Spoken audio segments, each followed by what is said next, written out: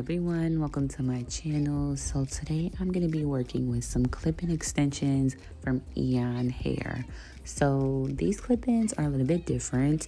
They're a light yaki texture, but I've never seen this before. They're like a seamless type of clip-in. So they're giving tape-in. As you can see, they look just like tape-ins at the left part, but clip-ins.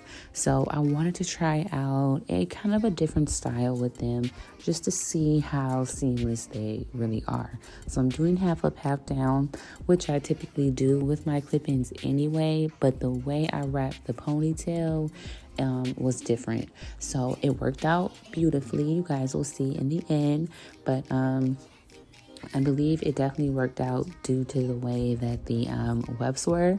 So very nice. I ended up loving this. I did have a little bit of leave out, but you can definitely maneuver this hairstyle to not have any leave out. The texture was amazing. The actual hair, amazing. No issues whatsoever. Tangling, shedding, nothing. So definitely check them out. All of the links are in the description box below, of course. If you have a question for me, let me know down below as well. And thank you guys so much for watching. Please be sure to subscribe to my channel. Like this video if you like it. And I cannot wait to see you all in the next one. We will rock you.